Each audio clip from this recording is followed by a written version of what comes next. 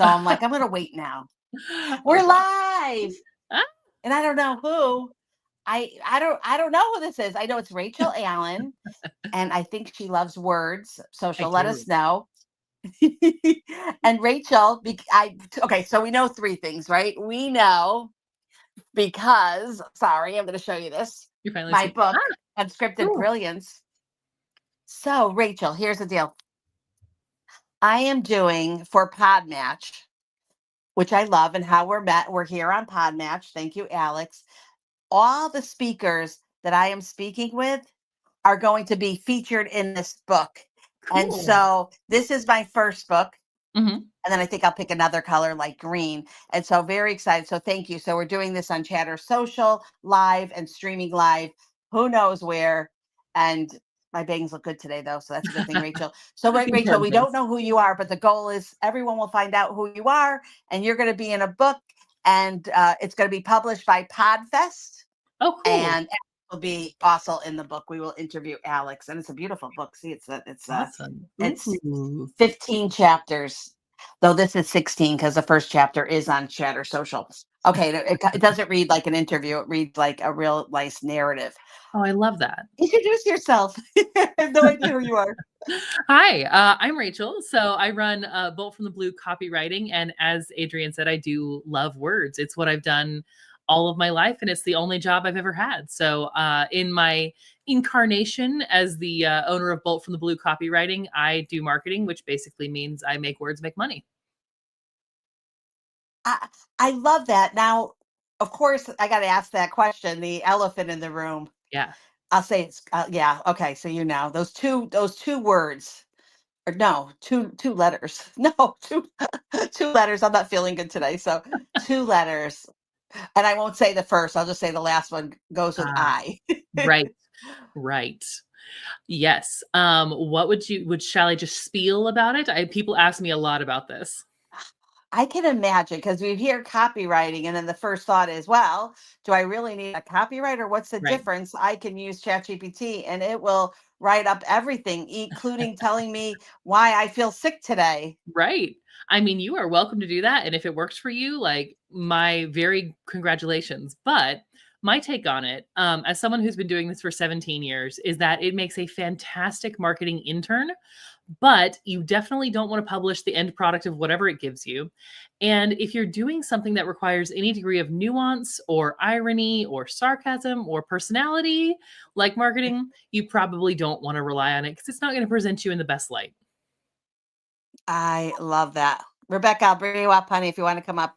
Um, it doesn't. It doesn't. It's funny. So this is actually a marriage with a secret sauce I can never share that Mhm. does work. But if you do try to take like the podcast interviews and use, like you Yeah. said, an AI, maybe you'll get one chapter and then boom, it goes down. And you're right. And then the dashes, you could say all the time, make it not look like a AI, and it Yeah. can't. So 17 years ago when you started, Yeah.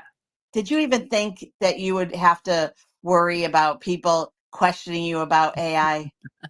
I mean, 17 years ago when I started, I didn't even really know what marketing was. I had no plans to do this. I didn't know what copywriting was until the day I started doing it.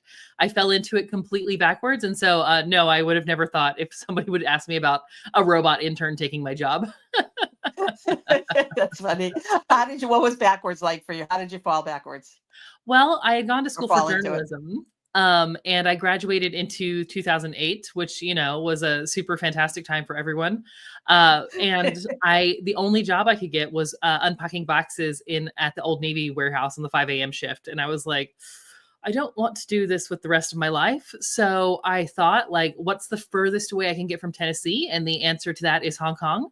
So I bought a plane ticket and I went, and I did not get a work visa. So I landed there with like $200 in my bank account and I had to make rent. And so I started Googling like how to make money online, which is like slightly less ridiculous than it was now, but still pretty silly. But I found this job that came up and they were like, okay, we're going to pay you $3.25 to write 600 words. And I was like, done. So I did it and I loved it. And they paid me the money. And it was so addictive that the thought that anybody would pay me to write, I just had to do more. Wait, $3.25 for 600 words. Was that a good deal back then? Oh, no, it was terrible. It was awful money even back then. And then what were you writing about? It was, an advertisement for they this might have been before Airbnb, but, like, they do those, like, Airbnb experiences you can buy? This was an experience, to get a flight in a World War II biplane, like a Red Baron plane. Oh, wait, so was this a company out of Hong Kong or the United States? I think it was out of the United States. I'm pretty sure it was a content mill. Wow, that is so interesting. So you're there, and then did you enjoy the writing about the experience? Like, how did you experience the experience to write about it? I mean, I didn't get anywhere near the actual experience. I just researched it and kind of like imagined what it must be like and wrote something based off of that. And like, I loved the research part of it. I thought that was super fun. That's one of my favorite things to do anyway. So I was like, someone will pay me to read about things and then write? Okay, sure. So then, okay, so now you've got the job, you're working, you're in Hong Kong. Are you Yeah. staying in Hong Kong or do you go back to the United States? I stayed in Hong Kong for about 2 years. And then over the next 10 years, I moved pretty much every 6 months across Asia and Europe. Wow. Yeah. Wow. So you're young and kind of like doing, so you weren't teaching English as a second language. No, no, I looked at it, but I never ended up going that route. My son went to Shanghai and taught Yeah. English as second language and stayed there for almost 10 years. That's why I'm asking you. It's a That's great way to do interesting. it though. Yeah. So at what point did you realize, okay, I'm going to make this not only a business, but a business I'm going to actually create a company? Ooh, well, I got about like 3 years in, and, I remember it really clearly because on the outside, I was, like, living the entrepreneur dream. I was, living on this beautiful island in Greece, and I would work in the mornings and, like, sunbathe all afternoon, and, like, strapping young Greek men are delivering me hand-pressed orange juice every morning. And I was so anxious all the time because I knew that I was about to like work myself out of the W-2 job market because I'd been out for so long. And I was like, but that's not the plan. Like, I can't run a business. What do I know about doing all of this? And after this entire summer of like grinding anxiety, I decided that I was going to give myself one more year and I was going to do a master's degree. So I did my master's degree in London. And at the end of that year, the choice was do a PhD or make this into a real business. And I decided to make it into a real business. Shoot. Sorry, you're cutting in and out. Oh, sorry. What country are you in right now? I'm in Tennessee, so the Rachel, United where are States. you now? Oh, oh, okay. I'm thinking because you're coming in and out. I'm like, maybe you are in Sorry about that. like What at what point did you I get the W-2 part of it and like feeling you're gonna work your way out, but were you secure knowing that you knew where your next jobs were coming from as a freelancer? Oh, absolutely not. It was like a total like month by month. I had no idea whether I was going to be able to pay my rent for month to month because I wasn't really trying to run it as a business. And so I didn't do a very good job at it the first couple years. I thought it was just like Hold on freelance. for one second. I'm gonna Yeah. Oh man. All right, hold on. I'm gonna fix this a little bit so that Yeah. we show up a little better. Let me just do the stream. Okay. Thank you for that. This is so interesting. This is so fascinating. Were you living off the income you were making by writing, or was there family income that was coming in, something else? Mm-mm. It was just me, just writing. And being able to travel like that. Yeah. You wouldn't be able to I do mean, that now, would you, with the cost? yeah, and I mean, it was also like it sounds very glamorous from the outside, but it's, staying in the cheapest places I can find or looking for really good flight deals or going to a country just because it was cheaper. So like it was awesome.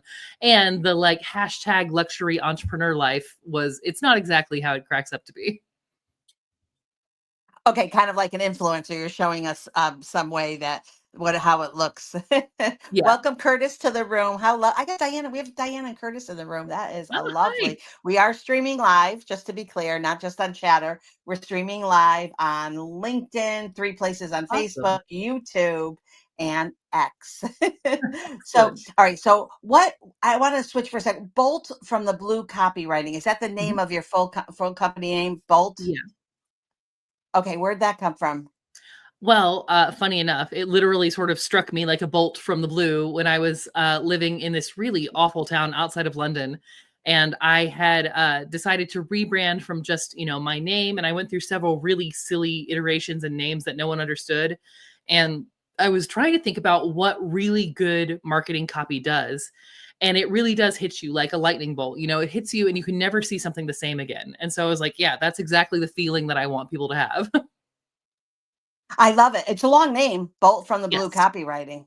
Yeah, every time I Wow. have to give somebody my email, it's a real pain, but I have Okay, tried to get, like, what is your email? Give it to us. it's Let's hear. yeah, it's hello@boltfromthebluecopywriting.com. No, you didn't do that, did you? I mean, Bolt from the Blue was taken, all the bolts from the blues were taken, so I was like, "Well, I guess this is, at least it's memorable." That is so funny. Okay, so now, all right, so then you come back to the United States. When did you go from a freelancer to actually opening up your business? So after I did my master's degree in London, I decided to open up a business there. And so my first company was actually in the UK, like it was still me, but officially in the UK. And I did that for a couple more years. And then I moved to DC and moved the company to the United States. Okay. And then so that was, what year was that? 2016. Okay, so 2016. Okay, and then you open up the business, and now how are you getting the business? What are you doing to start to get clients and get the work again? Are you using Upwork or any other program, or just head down and looking for clients? Well, I've always been referral based. Even now we're about 80 to 85% referral based marketing. So when I was in London, I had sort of transitioned from the content mills into working with one-to-one clients. And I was really fortunate to be able to work with someone who was kind of a big name in the London world. And she was very generous in introducing me to people. And I ended up having a 6-month waiting list. And so I was able, luckily, to take that with me and then sort of leverage that. And when I got back to DC. Let's shout her out. Who is it? Yeah.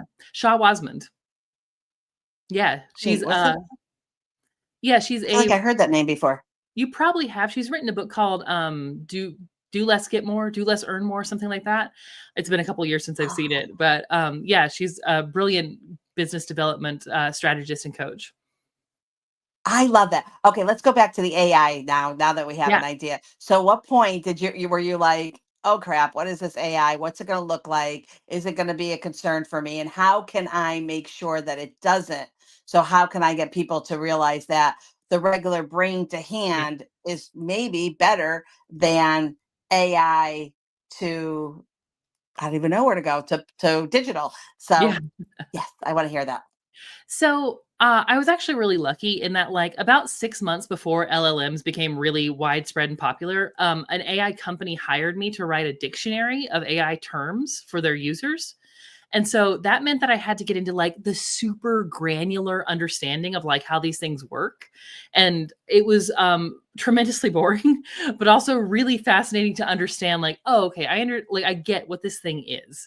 So when it really blew up, and there was so much hype around it and also so much fear around it, I was like, no, like I know what this is. I know exactly what it can do. I know exactly what it can't do. And I know how to work with it to leverage both of our strengths. So I've never really been worried about it. In fact, I wrote an essay a couple years ago when it first became like a big thing because so many of my clients were really worried about their jobs, and there were so many, online dude bros being like, "You're going to be out of work in a year." And I'm like, dude, this is like my fifth internet apocalypse. Nothing is going to happen. It's fine.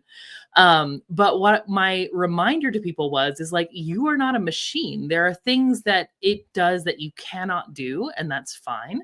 But there are things that you can do that it can't do. And of course, that's where you have to focus and leverage. I love this. By the way, we're live on Chatter Social along with other platforms. Thank you, Diana Curtis. Diana and Curtis, if you have any questions, please unmic and just let us Yeah. know. So glad that you're here. I This is so fascinating to me because I wrote a book It's not my secret to share. Just a book I would have wrote to myself about all the times I gave away so many secrets, or Yeah. the burden and consequences of secrets. Not like a big secret that was happening to me. Yeah. Just to be clear. But I used AI and I thought like this is crazy. So like I learned about it and then I spent a weekend and it and then I published it, but it wasn't really what I wanted. And I noticed every time I went back to it, I kept getting different copy. And Yeah. so it literally is, I don't know if I have it here. It's a short book because that's all I Mhm. could like squeeze out of it. And I Yeah. use AI every day, but what I refuse to do is let AI tell me like what topics are where to go. Like I don't want to be like, oh my God, I don't know what I'm doing. Like show me the way. I'm more like, here's everything I think. Is this a good thing? Like help. So like I don't Yeah. want to get to the point where it's like taking over my brain. Is that Yeah. kind of how some other people feel the same way? That Yeah, absolutely. I mean, there's an old saying about fire, that fire is a good servant but a bad master. And it's like, yeah, absolutely. It's the same thing for AI. Like where I sort of warn my clients is if they start to feel insecure or like the robot knows more than them or can make a better decision than them, I'm like, absolutely not. This can make a better decision than any kind of program. But it's really useful for, say, thought partnership or first drafts or trying to like help you bring your ideas together. But where, yeah, if you start to feel like, oh, I'm not good enough, the AI knows better than me, I'm like, absolutely not. You're human. You have things that you can do that it will never be able to do simply by virtue of how our brains are wired. yeah, that's I really it's interesting. I'm going to share your website because Yeah, I'm curious and I haven't been on it yet. So okay, so right now we see the website pretty clear. that's me. Okay, this it looks good. I don't know what. Thanks. Let me see what you see. Yeah, see that looks good. Yeah, Okay, so now I'm on your website right here. All right, nice and clean. I thanks. like that. Both from the Blue Copywriting, data driven. So you're clearly saying we're data driven, Hmm. human centered marketing for good people doing hard. I like that. It's funny. I have a LinkedIn like lead generation, Uh-huh. and I'm like, it is AI, but human centric. Like I touch Yeah. everything, I look at everything. Nothing is like sent out. Like I'm not sending a weird message to a cannabis dealer regarding a CPA, right? Like where they Yeah. fall in. All right, so now we got let's light it up. Let me look this up. Fun for your theme. Thank So you. okay, so and then you talk about writing, marketing, the power. So what makes it different? Like where are you going that's different than AI, and why would that help me for my business? When let me just finish using AI. What's a few words? What sticks and stones will break my bones, but names will Mm. never hurt me. Words don't even matter anymore. Well, I I think don't think you that way, but Yeah, and I think you really called it out when you were talking about, we all get those LinkedIn messages where it's like, "Hello, person I've never met. Would you like to meet for a virtual coffee? I hope you're full of entrepreneurial enthusiasm." It's the reason why we're all so jaded with the internet now is because everything sounds the same. It's impossible to stand out if you use the standard stuff. And so where I differ is that I bring the human and their voice into every single thing I do. So everything I write sounds completely different. And it doesn't sound like me. It sounds like you, or it sounds like Shah, or it sounds like Christy, or it sounds like whoever, you know? And that is the only way that you can actually stand out in the face of such a massive increase in content marketing. So, something I've said forever is that human is the only move left.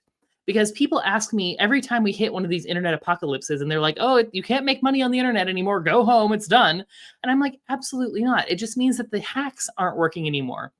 But the thing that reliably works is being human. okay. But I had Chat GPT interview me, Mhm. and I spent like 3 days. I asked it all the questions. I said, interview me. And then it asked me all the questions and I answered and answered above and beyond. Now I say, give me my tone. And I get this really witty kind of tone. And I'm like, oh, okay. It knows who I am. Wait, isn't that enough? I mean, that's up to you. If you're getting the results you want, then sure, maybe it is. But what I find for most people is that it's enough for a surface level pass, and as soon as anything goes weird or as soon as anything pokes it with just the lightest of sticks, it just collapses. It doesn't sound like you. It feels odd. It feels off-putting to people. And something I've heard a lot of people say is like, why would I bother to read something somebody didn't take the time to write? And I think that a lot of people are feeling like that, which is why we're seeing such a swing back to analog and non-scalable marketing. Yeah, that makes so much sense, Rachel. Let's just take a second to shout out who you're working. Good Life, North. Some of these names are fantastic. Oh I yeah, no, mean, good for you. thank you. I love my clients. I have been so fortunate to work with just amazing people all over the world. Okay, so and welcome, Leah. Thank you for being here. Hey, Leah. You got Leah, Diana, and Curtis. And Leah, I gave you an emoji. A smile one. I love what you just said because you're right. It is going back. We can tell. And so I know that a lot of content that's AI, like with your books, you have to say it's AI. And Yeah. sometimes the videos, you have to let it know AI generated. I haven't seen yet that I have to, every time I do LinkedIn, it Mhm. let it know that it's AI generated. And then honestly, well, the LinkedIn has its own AI in there. It So does, what's yeah. the difference? I'm Right, even on Upwork and I'm thinking, okay, everyone's getting the same responses, right. but I make sure that I will really work it. Okay, so let's talk about the points, the differences, the SEO. Yeah. What does it really, the difference in having you write something and AI? And have you ever tried both to see what it looks like? Like you write an article, then you ask AI, and then you try to, I don't Mhm. know if you could deliver both or some way so you could look at the results. Yeah, so I've definitely compared them, and, the best I can say is that, it does a really good first or second draft, but it just doesn't quite ever catch the irony or the nuance or the tone, or you might see something like it makes come up with something that's surprising because it's just bashing a bunch of, probabilities together, but it's never gonna come up with something truly creative, and I think that's the difference. So, somebody actually asked me on a different interview earlier today about one of my favorite, headlines that I ever wrote, and it was, 15 years ago, I nearly found myself face down in an open abdomen. And it was, something I wrote for a client of mine. She had been a surgeon, and burned out and then became a coach. But that's the kind of thing where AI doesn't get the, like, it can't do the weird stuff. It can't do the human stuff. So it might be like, "I was so exhausted and burned out as a surgeon," which is fine, like, but it doesn't have the, like, "What?" type factor that is what really makes things stand out.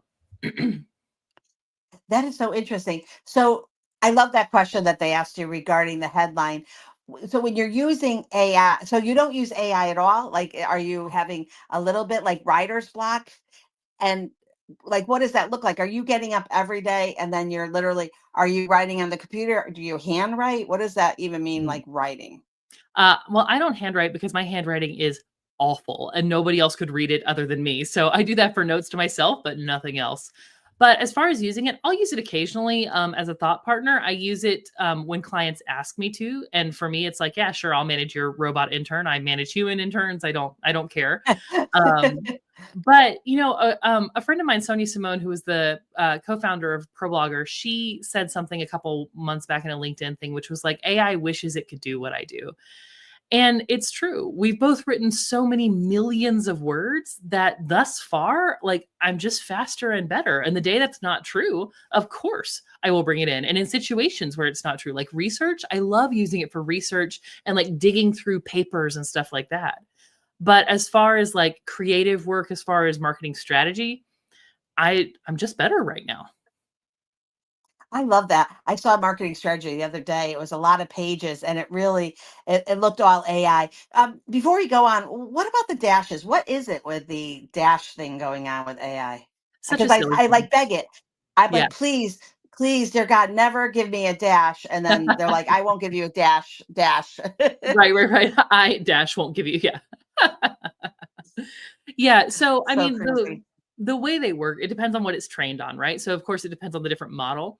But since people use dashes a lot, I myself wildly overuse dashes in my own writing. It's my own little like punctuation tick.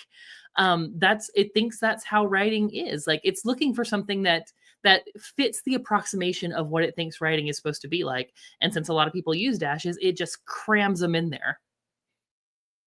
You know what? I do think now I'm thinking for marketing, it really does make sense to have a team of humans. That's so weird to say, to double check everything Yeah. before it goes out, because that way you can catch if things really do. So, what does that look like when you're editing? So should people that not because you're not using it, but should people that are using it and doing the marketing, or you're doing the marketing for them, is that part of what you're saying is, look, we're going to not only make sure it's not AI, and we're going to like double check everything. And then do you Mhm. actually do posting, and like what does your marketing look like beyond the doing the copywriting? Yeah. Well, so as far to answer your first question, yeah, read everything that AI puts out. Just as sort of a cautionary tale, I was on a different podcast and they turned it into a blog post. And the person who was interviewing me was a breast cancer survivor, and I have never had cancer. But the AI got mixed up and said, like, Rachel tells the story of her cancer survival. And I was like, whoa, we need to like, no, well, like edit that. That is just not true. So you want to make sure that you're fact checking it. You want to make sure that you're ideally punching it up to be in your tone. And if you look at it and it sounds like just generic LinkedIn drivel, change it, edit it, like make it sound like you make it weird. And as far as what I do, like the actual mechanics of it, I do everything from the really big thinking, like, hey, I have an idea, but I don't know how to message it. So, like marketing strategy, all the way through to like launch support, copywriting, content creation, course creation, post on Instagram for me because I don't want to type stuff. I love that. I did have an idea. I watched River is here. Hi. Um, I think it, and if and let me just see. Does anyone have any questions in the room? We've got Leah, Curtis, Diana. Hi, River. Hello, everyone. We're talking with Rachel Allen, and she's a hand. She writes. I mean, not she types, but she does not use AI. She actually is. I love what you said. What did you say again when you said that you know more than AI? Oh, AI wishes. AI wishes it could do what I do. Yeah. For I writing think that is specifically. great. Like it can research much better than I can. It can create other things that I can't. But when it comes to marketing writing, right now I'm better. I do love like so I had an idea. I was watching TNT Animal Mhm. Kingdom. I'm not talking about animals in like the raw. I'm talking about the Cody family. Ah, I don't know if you guys ever watched it. Oh my mm. god, I loved it. And so as I'm watching it and I'm looking at Smurf, who's the mother, and the sons, I'm like, this is a business. There's a lot of like there's a lot of lessons. Hmm. So I'm like, okay. So then once I had that in my head, I did say to AI, okay, Barry, because I call it Barry, but Barry, and for Uh-huh. like I've had Barry for 4 years. So like Barry, yo, want to do Animal Kingdom and the leadership, and it did write a great article, Nice. and you know, and then I was able to promote it and put it in some of the groups, and then I was on, you know, I Chatter Social, I just love Chatter Social, Mhm. and so I do the morning chatter. And I was talking to the morning chatter, and then I'm like, oh, after I talked, everyone loved that room. I'm like, I should do like leadership lessons from I Love Lucy. So I'll Oh, pick every yeah. decade. And so I did need AI, but it was really like my going in, because then what I Right. did differently. I love this idea because I teach LinkedIn. I said, well, tell me, what would Lucy's LinkedIn headline look like? What would her banner look like? And then I'm like, what would her pitch look like? How would Lucy pitch herself to us? Yeah. So that's been a lot of fun. I've been making it so MASH got a lot of looks Mm. to it. Mhm. AI draws great artwork, even like using Canva. I just never been great with art. I don't have that kind of talent. So Yeah. I think that the AI will help me. So it's created like the real MASH scene, and it was That's good. so I'm getting a cool. lot of, but that's but it came from here. Yeah, I and didn't that's the say, important part, can you give right? me ideas? Right, and that's the That's important part because, like, it would never have come up with something like that, and you're like, "I don't know, what are these, like, super weird ideas that I can combine?" That's real creativity. But then I wonder, Rachel, that's so exciting. But then, welcome, Sky. But then I Hi. think to myself, if someone else has the idea, they could actually, like, because once I put my information in AI, is that it's open, right? Right, so that's the issue with that, and that's another reason, why, unless I'm specifically asked, I don't use it in my client's copy because right now and laws are changing, but right now, the way it stands is that you cannot own intellectual property to something that you created with AI. So, if you publish that book or whatever that's primarily written with AI, if you put out, say, a course that you've created with AI, you and someone steals it, you have no trademark or copyright rights over that, Wow. which is, a real bummer. Wow. So, okay, so that makes sense. So, if I had a larger company, it's just me, but if I had a bigger company, I want to protect them. I absolutely would not want to have the writing in AI. I may even Right. ask you, right, Rachel, do not use AI. I don't want someone Right. to take this idea or steal it. Right. And I get that a That lot with is really interesting. yeah, so I have a lot of Wow. clients in finance and law and like architecture and stuff where there's confidential information. And so they will specifically say, like, do not use this at all because they'll put us in breach of contract. And then editing, are you putting it through Grammarly or are you editing everything yourself? I mean, I generally edit it myself and then I run it through a spell check. So I'll run it through like JSpell or something like that. And Grammarly actually has an AI feature too. It does, which is why you have to be a little bit careful depending on what you're using it for. Yeah, it's funny. We have a lot of workshops on Chatter Social, and it's interesting that when you think about it, they're all talking about, how to use AI. But I would love, I'm just calling this out, Leah and Curtis and Diana River. I would love to have some rooms where talking about really like the do's and don'ts, like the real Right. truth, right? Totally. Like let's get down and dirty when it comes to AI, because I think there is a lot of things. I just know enough to be like, okay, maybe I shouldn't do this. But I've had some clients too where, I'll do a newsletter, but I don't know their industry enough to Mm, really come up with topics. But once I do, then it works really well. So wow, so right. I love it. So your business is growing. You are in Tennessee. Where are you? Are you in Nashville? No, I'm actually in Chattanooga. Oh, how nice. Yeah. I wish I was in Nashville because then I would Oh, it's hang fun. out with Jelly Roll. Yeah. Well, his wife Yeah. Bunny more than Jelly Roll. I love it. Is there anything I didn't ask you that I should be asking you?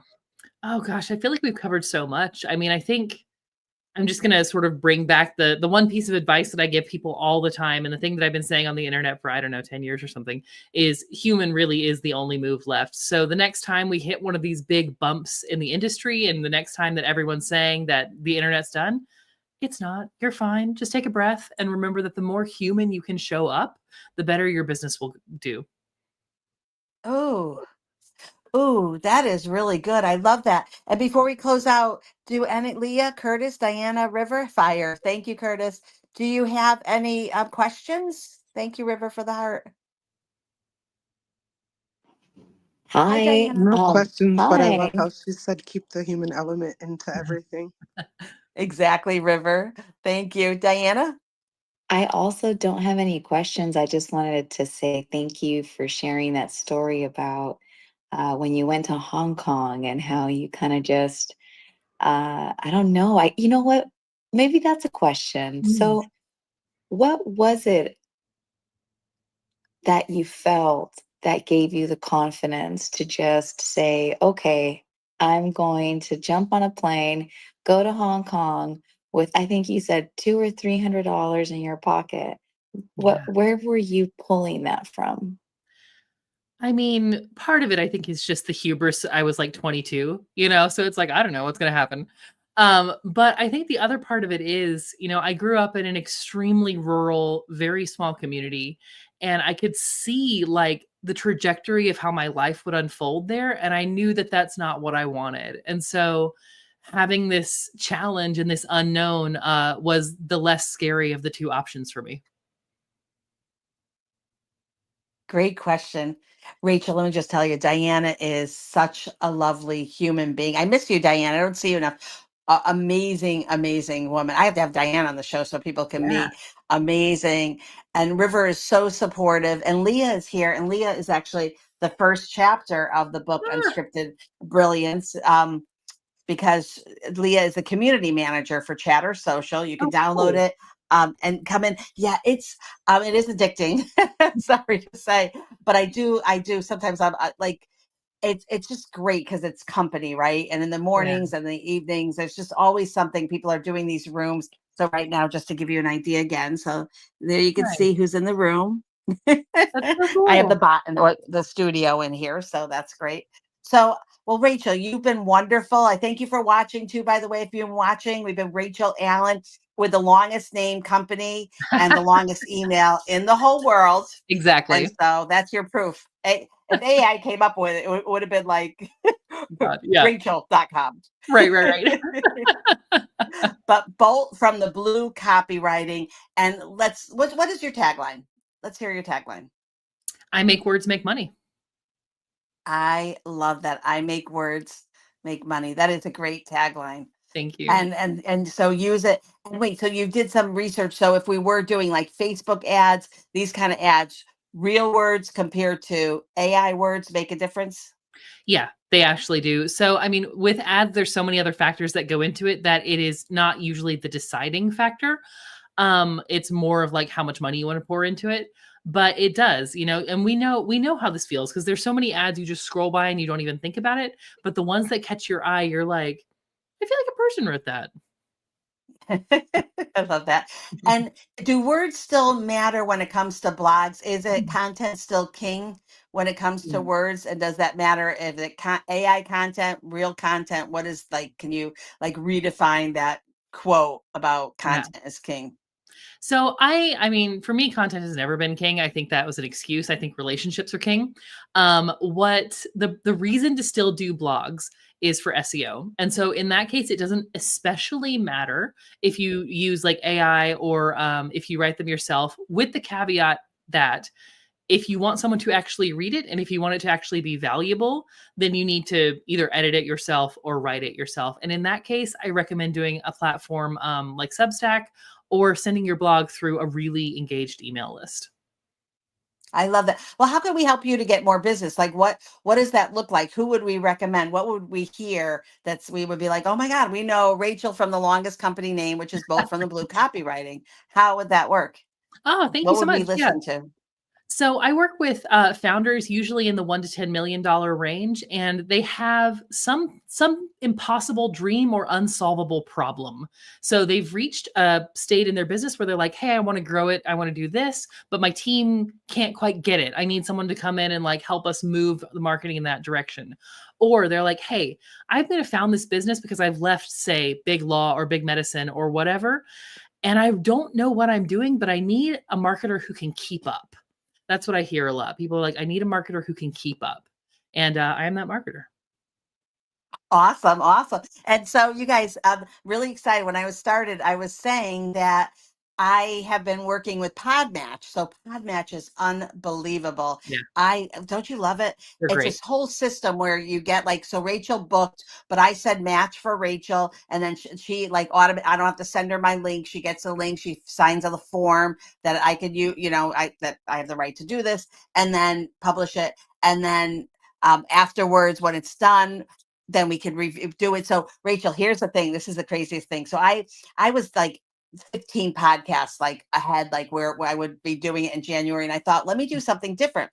So I asked my friend Barry, Mhm. what would it look like if I did a sprint? If I did like, you need 15 interviews in order to do the book. That creates a Yeah. really good book. So I'm like, okay, what if I just like release my podcast every day for 10 or 15 days in a row? And it's Mhm. like, yeah, you'll like flip the algorithm, Totally. which it has. Oh my gosh. Totally. I don't Oh, know yeah. why No, more people are doing it.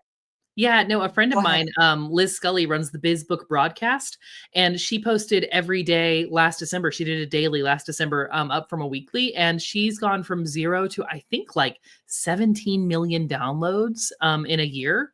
So yeah, it definitely works.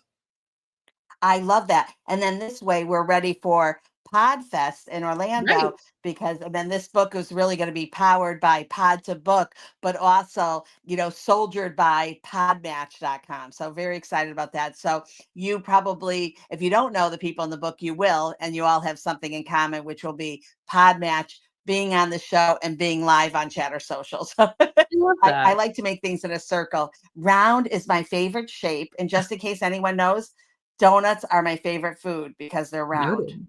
Noted. Thank you. I like it. I like it. Yeah. All right. Well, have a great rest of the day. Thank you so much. I said all of that to say it was just funny because I hear that all the time. Sometimes we hear words from Chatter, our friends on Chatter Social, and start to repeat it, which is kind of scary. If I start sounding like Curtis, I'm in trouble. No, I'm kidding you, Curtis. I love you. So, but Rachel, so I could, instead of saying to you, is it okay? It's probably going to be like next February. No, we will Great. have you probably in the next like 8 or 9 days, because this is just Awesome. strictly pod match guests that are going into my next book. So grateful that I get these bolts of ideas, and I just, you know what I do with AI is I use it for a note taker. Because in the middle Yeah, of the night, I can excellent just for go to that. the app, I'll say what it wants, and then when I wake up, it'll remind me what I need to do for the Yeah. steps. But I do try to not be so AI. So for those of you, you know what? We got to use this noggin or we're going to lose it. That's going to be scary. We'll all be walking around like, I don't know, like AI robots. All right. Yeah. Have a great rest of the day, and have a great Halloween. And I will be back in touch with you. And I really appreciate it. Hope you enjoyed this interview. And I loved it. It was fun. Yeah, it was so much Thank you, fun. Thank everyone you on so much Chatter for having me. Social. Thanks. Oh, you are welcome. Awesome. I'm going to end the stream right now. And perfect.